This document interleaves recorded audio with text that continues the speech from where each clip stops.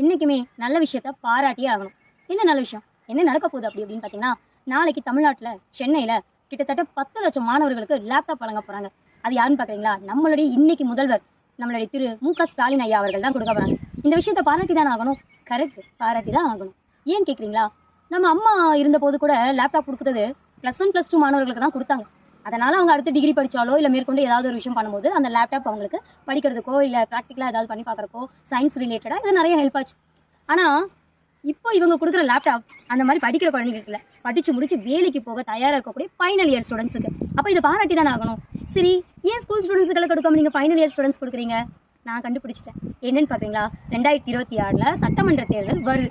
இப்போ நீங்கள் school students கொடுத்து அவங்க யாருனாலும் ஓட்டு போட முடியாது தானே. +1 +2 ஸ்டூடெண்ட்ஸ் அடுத்து மீறி போனால் ஒரு 17 வயசு தான் இருக்கும். ஆனால் இப்போ நீங்கள் கொடுக்கக்கூடிய ஸ்டூடெண்ட்ஸ் அத்தனை பேரும் சுமார் ஒரு 20 வயசு வரைக்கும் இருக்கும். அப்போ ஓட்டு போட எலிஜிபிலிட்டி தானே. அப்போது அவங்களுக்கு லேப்டாப் கொடுக்கறது மூலமாக இளைஞர் அணியை நம்மக்கிட்ட கொண்டு வந்து அத்தனை பேர்த்தையும் ஓட்டு வாங்கி 2026 ஜெயிச்செல்லாம் உங்களுடைய அரசியல் வியூகம் உண்மையாலுமே பாராட்டக்கூடியது தான் மிஸ்டர் முதல்வர் ஸ்டாலின் அவர்களே. இதுக்காக இளைஞர்கள் அத்தனை பேர்த்துக்கும் ஒரு ஒளிமயமான எதிர்காலத்தை ஏற்படுத்துகிற நீங்கள் கடந்த 4 வருஷத்துல இந்த குழந்தைங்க வாழ்க்கையில +1 +2 படிக்கிற குழந்தைங்களோ மற்றவங்க வாழ்க்கையிலோ ஒரு சிம்னி விளக்க கூட ஏற்ற முடியல அப்படிங்கிறதான் ரொம்ப வருந்தத்தக்கதா இருக்கு. எனிவேஸ், இளைஞர்களை யோசிங்க, உங்க வாழ்க்கை உங்க கையில.